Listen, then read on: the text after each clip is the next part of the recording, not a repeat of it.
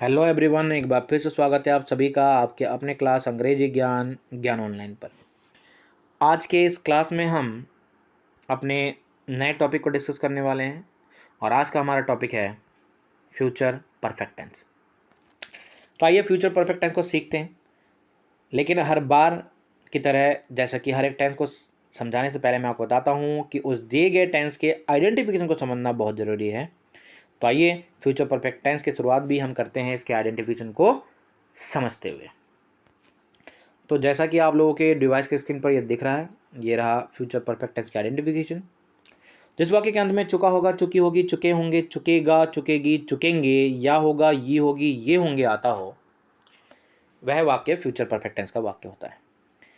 इसके अलावा इस तरह के वाक्य से हमें यह पता चलता है कि भविष्य में किसी निश्चित समय तक कोई कार्य पूर्ण रूप से पूरा हो जाएगा। ठीक है, तेरा फ्यूचर परफेक्ट टेंस की आइडेंटिफिकेशन। अब हम देखते हैं इसको दो उदाहरणों के जरिए कि किस तरीके के वाक्य हमें फ्यूचर परफेक्ट टेंस के दौरान दिए जाते हैं। यह पहला वाक्य जो कि एक एफर्मेटिव सेंटेंस जिसको हम पॉजिटिव सेंटेंस भी कहते हैं। तो पहला वाक्य पढ़ लेते हैं। वह अगले साल तक एक कार खरीद चुका होगा। इस वाक्य के अंत में चुका होगा आ रहा है, जिससे स्पष्ट होता है कि ये वाक्य फ्यूचर परफेक्ट टेंस का वाक्य है। दूसरा वाक्य एक नेगेटिव सेंटेंस, इसे भी पढ़ लेते हैं। हम कल तक होमवर्क पूरा नहीं कर चुके होंगे। इस वाक्य के अंत में चुके होंगे आ रहा है, जिससे ये स्पष्ट होता है कि ये वाक्य भी हमारा फ्यूचर परफेक्ट टेंस का ही वाक्य है। आइए, जब हम इसके आइडेंटिफिकेशन समझ चुके हैं और समझ चुके हैं कि किस तरीके के वाक्य हमें दिए जाते हैं, तो अब हम सीखते हैं इसके रूल को, जो कि बड़ा ही इंपॉर्टेंट पॉइंट होता है। तो आइए सबसे पहले हम इसके एफर्मेटिव यानी कि पॉजिटिव रूल को समझ लेते हैं। एफर्मेटिव सेंटेंस में सबसे पहले हमने सब्जेक्ट को लिखना होता है। सब्जेक्ट, जिसको हम हिंदी में कर्ता कहते हैं। दिए गए वाक्य में किसी भी तरीके के काम करने वाले को हम सब्जेक्ट यानी कि कर्ता कहते हैं। पॉइंट नंबर 2 में हमने लिखना होता है शैल हैव या विल हैव को, जो कि इस टेंस में हमारा हेल्पिंग वर्ब है। और अब बात करते हैं हम पॉइंट नंबर 3 की। और इस पॉइंट नंबर 3 को बताने के पहले मैं आपको बता दूं कि इस पॉइंट को समझना एक ट्रिक से और भी आसान हो जाएगा। और इस ट्रिक का यूज़ आप सिर्फ इसी टेंस में नहीं, यानी कि सिर्फ फ्यूचर परफेक्ट टेंस में नहीं, बल्कि जितने भी परफेक्ट टेंस है उन सभी परफेक्ट टेंस में आप उस ट्रिक का, उस रूल का यूज़ कर सकते हैं। और वो रूल है तीसरे में तीसरा। तो समझिए तीसरे में तीसरा रूल क्या होता है। अगर आप देखिए फ्यूचर परफेक्ट टेंस को, तो ये तीसरे नंबर में आता है। यानी कि सबसे पहले आता है फ्यूचर इंडेफिनिट टेंस, दूसरे में आता है फ्यूचर कंटिन्यूअस टेंस और तीसरे में आता है फ्यूचर परफेक्ट टेंस। तो यह है तीसरे। तो यह तीसरा नंबर का टेंस। तो तीसरे में तीसरा, तीसरा यानी कि वर्ब की थर्ड फॉर्म, जो कि पॉइंट नंबर 3 में मैं बता चुका हूँ। तो आपने करना क्या है, तीसरे में तीसरा यानी कि जितने भी परफेक्ट टेंस होते हैं, चाहे वो फ्यूचर परफेक्ट की बात क्यों ना हो, चाहे वो पास्ट परफेक्ट की बात क्यों ना हो, चाहे वो प्रेजेंट परफेक्ट की बात क्यों ना हो, तीसरे में यानी कि तीसरे नंबर के टेंस में आपको तीसरा यानी वर्ब की थर्ड फॉर्म को यूज़ करना होता है। वर्ब यानी कि क्रिया, दिए गए वाक्य में जो भी काम होता है उसके तीसरे फॉर्म को हमें लिखना होता है। तो यही वो रूल है, बड़ा ही आसान सा रूल है। इस रूल को यूज़ करते हुए आप जितने भी परफेक्ट टेंस हैं उसमें बन जाएगी बिल्कुल परफेक्ट। अब हम बढ़ते हैं अपने चौथे पॉइंट की ओर। और चौथे पॉइंट में हमें लिखना होता है ऑब्जेक्ट को। और ऑब्जेक्ट को पहचानने के लिए मैंने क्या बताया था आप लोगों को, ऑब्जेक्ट को पहचानने के लिए आपने क्या करना होता है, दिए गए वाक्य में जो भी वर्ब, जो भी क्रिया हो रही है, जो भी काम हो रहा है ना, उसके साथ आपने कुछ क्वेश्चन पूछने होते हैं, जैसे कि क्या, किसे या किसको। और इन तीनों क्वेश्चन में से किसी भी एक क्वेश्चन के जवाब में जो भी उत्तर हमें मिलता है वही हमारा ऑब्जेक्ट होता है। यानी कि दिए गए वाक्य में जो क्रिया होती है उसके साथ आपने इन तीनों में से कोई एक क्वेश्चन पूछना होता है। या तो आपने पूछना है क्या आप, या तो आपने पूछना है किसे, या तो आपने पूछना है किसको। ठीक है ना। और उसके जवाब में हमें हमारा ऑब्जेक्ट मिल जाता है। और पॉइंट नंबर 5 में हमने लिखना होता है रिमेनिंग को, यानी कि ऊपर बताए गए चारों पॉइंट के बाद जो कुछ बचा रह जाता है उसे हमने लिखना होता है रिमेनिंग के तौर पर। ठीक है ना। तो आइए अब नेगेटिव रूल को देख लेते हैं। नेगेटिव रूल में हमने सबसे पहले सब्जेक्ट को लिखना होता है। नंबर 2 में हमने शैल नॉट हैव या विल नॉट हैव को लिखना होता है।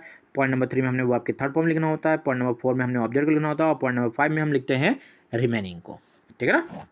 तो अब रूल को बड़े अच्छे तरीके से समझ लेने के बाद आइए बढ़ते हैं हम आगे की ओर और समझते हैं कि हमारा जो यहाँ हेल्पिंग वर्ब है शैल हैव और विल हैव, उसका यूज़ हम किस तरीके से करते हैं। तो ये रहा शैल हैव, हेल्पिंग वर्ब का यूज़। शैल हैव का इस्तेमाल हम आई और वी के साथ करते हैं, यानी कि जब भी हमें सब्जेक्ट के तौर पे, कर्ता के तौर पे आई और वी मिल जाए तो हमने वहाँ पे शैल हैव का इस्तेमाल करना है हेल्पिंग वर्ब के तौर पे। विल हैव का यूज़ करते हैं हम he, she, it, you, they, singular subject यानी एक वचन कर्ता और प्लूरल सब्जेक्ट यानी बहुवचन कर्ता के साथ। आइए, जब हम समझ चुके हैं कि भाई किस तरीके के से हमें जो है रूल का यूज़ करना है, तो अब हम सीखते हैं कि दिया गया जो पहला वाक्य हमारा वह अगले साल तक एक कार खरीद चुका होगा, जो कि हमारा एफर्मेटिव यानी पॉजिटिव सेंटेंस है, उसकी इंग्लिश क्या बनेगी। लेकिन उसके लिए आपको पांचों पॉइंट याद होना बहुत जरूरी है। तो पांचों पॉइंट क्या थे एक बार रिवीजन कर लेते हैं। पॉइंट नंबर 1 में एफर्मेटिव सेंटेंस हमें सब्जेक्ट को लिखना होता है। पॉइंट नंबर 2 में हमें हेल्पिंग वर्ब को लिखना होता है। पॉइंट नंबर 3 यानी कि तीसरे यानी कि वर्ब की थर्ड फॉर्म लिखनी है। पॉइंट नंबर 4 में हमने ऑब्जेक्ट को लिखना होता है, और पॉइंट नंबर 5 में हमें लिखना होता है रिमेनिंग को। तो ये आपको बिल्कुल याद रहना होगा। अगर आप इसको भूल जाएंगे तो दिया गया वाक्य जो है आप उसको हिंदी से इंग्लिश में ट्रांसलेट नहीं कर पाएंगे। तो आइए पढ़ते हैं। ये पहला वाक्य है, वह अगले साल तक एक कार खरीद चुका होगा। तो सबसे पहले हम सब्जेक्ट को लिखते हैं, और इस दिए गए वाक्य में हमारा सब्जेक्ट कौन है, वह। और वह की हिंदी क्या इंग्लिश क्या होती है, वो होती है ही, जो कि मैंने पॉइंट नंबर 1 में लिखा हुआ है, जो कि आप लोगों को यहाँ दिख रहा होगा। पॉइंट नंबर 2 में हमने हेल्पिंग वर्ब को लिखना होता है। अब हेल्पिंग वर्ब के तौर पे हमने या तो शैल हैव या विल हैव का यूज़ करना है, लेकिन सब्जेक्ट के तौर पे हमें यहाँ वह मिल रहा है। वह की इंग्लिश होती है ही, और ही के साथ हम जो हेल्पिंग वर्ब का यूज़ करते हैं वो करते हैं विल हैव का, जो कि मैंने यहाँ पर किया हुआ आपको ये भी दिख रहा होगा। पॉइंट नंबर 3 में मैंने आपको बताया था कि तीसरा यानी वर्ब की थर्ड फॉर्म लिखनी है, और यहाँ वर्ब जो हो रहा है वो हमारा है खरीदना, और खरीदने की इंग्लिश होती है बाई, और बाई की जो थर्ड फॉर्म होती है वो होती है बॉट। ठीक है ना। अब पॉइंट नंबर 4 में बढ़ते हैं। पॉइंट नंबर 4 में बढ़ने से पहले आपको मैं बता चुका हूँ कि ये ऑब्जेक्ट होता है, और इसको पहचानने में अक्सर स्टूडेंट कंफ्यूज हो जाते हैं और वो गलती कर बैठते हैं। तो मैंने क्या बताया था, इसका ट्रिक बताया है कि आपने क्या करना है, दिए गए वाक्य में जो वर्ब है, जो क्रिया, उसके साथ आपने 3 में से कोई एक सवाल पूछना है। वो है क्या, किसे, किसको। अब पूरे वाक्य की एक बार पढ़ लेते हैं। पूरा वाक्य जो था वो था, वह अगले साल तक एक कार खरीद चुका होगा। अब आपने प्रश्न यहाँ पूछना है कि वह अगले साल तक क्या खरीद चुका होगा। तो आपका जवाब मिलेगा एक कार, जिसकी इंग्लिश होती है ए कार, जो कि हमारा यहाँ ऑब्जेक्ट है। अब बढ़ते हैं हम पांचों पॉइंट की ओर। पांचों पॉइंट हमारा रिमेनिंग, यानी कि जो कुछ भी बचा रह जाता है ऊपर के बताए गए चारों पॉइंट के अलावा, यानी कि subject, helping verb, verb, object के बाद जो कुछ बचा रह जाता है। अब देखिए इस पूरे वाक्य में वह अगले साल तक एक कार खरीद चुका होगा, इसमें जो बचा है वो बचा है अगले साल तक, जिसकी इंग्लिश होती है बाय नेक्स्ट ईयर, जो कि पांचवें पॉइंट में मैंने लिखा हुआ है।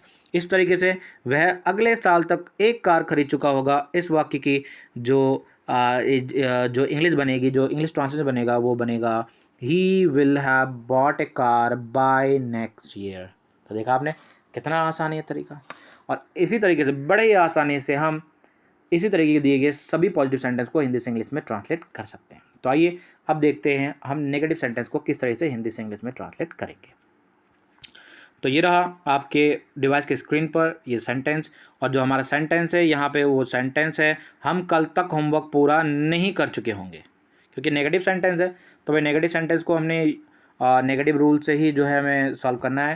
नेगेटिव सेंटेंस के रूल में मैंने क्या बताया, सबसे पहले हमने सब्जेक्ट को लिखना होता है, नंबर 2 में हमने हेल्पिंग वर्ब को लिखना होता है, प्लस में हम इसके साथ नॉट का भी यूज़ करते हैं, यानी कि शैल नॉट हैव और will not have. Point number 3 में मैंने बताया तीसरा यानी कि वर्ब की थर्ड फॉर्म। पॉइंट नंबर 4 में हमने ऑब्जेक्ट लिखना था, और सबसे आखिर में लिखते हैं हम रिमेनिंग को, है ना। तो आइए एक बार फिर से वाक्य को पढ़ लेते हैं। वाक्य दिया गया था, हम कल तक होमवर्क पूरा नहीं कर चुके होंगे। तो इसलिए तो क्योंकि ये नेगेटिव सेंटेंस है तो भाई नेगेटिव रूल को यूज़ करेंगे। सबसे पहले हम लिखेंगे सब्जेक्ट को दिए गए वाक्य में, यानी कि हम कल तक होमवर्क पूरा नहीं कर चुके होंगे। इसमें हमारा जो सब्जेक्ट है वो है हम, और हम की इंग्लिश होती है वी, जो कि आपको पॉइंट नंबर 1 में दिख रहा होगा। हेल्पिंग वर्ब के तौर पे हमने या तो शैल नॉट हैव को लिखना होता है या विल नॉट हैव को लिखना होता है। क्योंकि हमारे यहाँ सब्जेक्ट हम है और हम की इंग्लिश वी होती है, तो वी के साथ हम यहाँ यूज़ करेंगे शैल नॉट हैव का। ठीक है। अब हम बढ़ते हैं अपने तीसरे पॉइंट की ओर। तीसरे पॉइंट में हमने लिखना होता है तीसरा यानी वर्ब की थर्ड फॉर्म।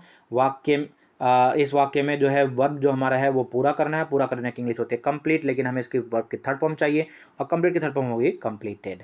अब पॉइंट नंबर 4 को देखते हैं। पॉइंट नंबर 4 में हमने ऑब्जेक्ट को लिखना होता है। ऑब्जेक्ट के बारे में बताया था कि आपको वर्ब यानी क्रिया के साथ पूछना है क्या, किसे, किसको। अब वाक्य को एक बार फिर से पढ़ लेते हैं। वाक्य दिया गया था, हम कल तक होमवर्क पूरा नहीं कर चुके होंगे। अब सवाल पूछे कि हम कल तक क्या पूरा नहीं कर चुके होंगे, तो आपका जवाब मिलेगा होमवर्क, जो कि हमारा ऑब्जेक्ट है। ठीक है ना। उसके बाद सबसे आखिर में हम लिखते हैं रिमेनिंग को। रिमेनिंग में जो कुछ भी बचा रह जाता है इस वाक्य में। अब इस वाक्य में बचा रह गया कल तक। अगर हम पूरा वाक्य पढ़ेंगे तो देख लीजिए एक बार फिर से वाक्य हम पढ़ते हैं, हम कल तक होमवर्क पूरा नहीं कर चुके होंगे। तो साफ ये स्पष्ट है कि भाई यहाँ पे जो बचा हुआ है वो है कल तक, और जिसकी इंग्लिश होगी बाय टुमारो। ठीक है ना। अब इस तरीके से हम कल तक होमवर्क पूरा नहीं कर चुके होंगे, इस पूरे वाक्य की जो इंग्लिश बनेगी वो बनेगी we shall not have completed homework by tomorrow. तो देखा आपने किस तरीके से बड़े ही आसानी से हमने इस तरीके के यानी कि नेगेटिव सेंटेंस को भी हिंदी से इंग्लिश में बड़े ही आसानी से ट्रांसलेट करना सीख लिया। तो आज की क्लास के लिए बस इतना ही। और हर बार की तरह मैंने इस फ्यूचर परफेक्ट टेंस के भी बहुत सारे सेंटेंस दिए हैं ताकि आप उनको प्रैक्टिस कर सकें और इस टेंस में आप कॉन्फिडेंट हो सकें। और आखिर में बस मैं इतना ही कहना चाहूँगा कि अगर आपको मेरा ये वीडियो पसंद आया हो तो इसे लाइक ज़रूर करिएगा, ज़्यादा से ज़्यादा अपने दोस्तों को इसे शेयर ज़रूर करिएगा। और अगर कोई भी दिक्कत आ रही हो आपको या किसी भी टॉपिक में आप कोई वीडियो देखना चाहते हो तो कमेंट ज़रूर कीजिएगा। और हाँ, मेरे चैनल को सब्सक्राइब करना बिल्कुल भी ना भूलिएगा। तो आज की क्लास में बस इतना ही। Thank you very much. Have a great day.